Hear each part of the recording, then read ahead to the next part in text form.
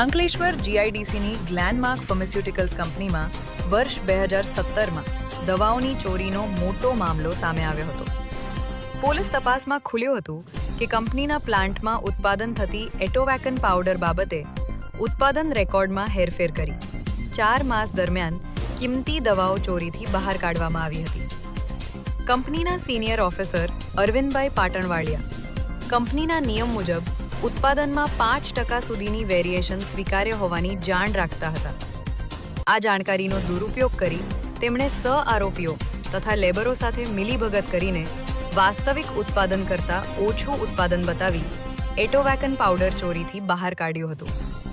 ચોરાયેલો powder આરોપી દેવેન્દ્ર ગીરી મારફતે અન્ય ઈસમોને વેચવામાં આવ્યો હોવાનું તપાસમાં સામે આવ્યું હતું.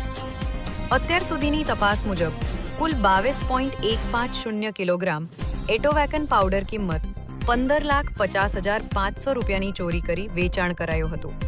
આ ઉપરાંત આરોપી સાગર રાજુ ચૌહાણે કંપનીના સ્ટોરમાં રહેલું સિલ્વર નાઇટ્રાઇટ પાવડર 4.830 કિલોગ્રામ કિંમત રૂપિયા 86,600ના ડ્રમ ચોરી કરવાનો પ્રયાસ કર્યો હતો. કંપની બહાર લઈ જવાના ઈરાદે આ ડ્રમ પ્લાન્ટની અંદર અન્ય સ્થળે છુપા રાખવામાં આવ્યા હતા, પરંતુ તે દરમિયાન આરોપી ઝડપાઈ ગયો હતો. આ રીતે કુલ 16,47,100 રૂપિયાના માલ અંગે ગુનાહિત કૃત્ય થયું હોવાનું સ્પષ્ટ બન્યું હતું.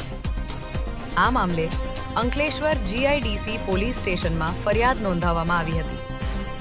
ઉલ્લેખનીય છે કે આ કેસમાં અગાઉ 6 આરોપીઓ ઝડપાઈ ચૂક્યા છે. તાજેતરમાં વધુ એક આરોપી રાજકુમાર ઉર્ફે માલી પુષ્કરની ક્રાઇમ બ્રાન્ચે ધરપકડ કરી કાયદેસરની કાર્યવાહી હાથ ધરી છે.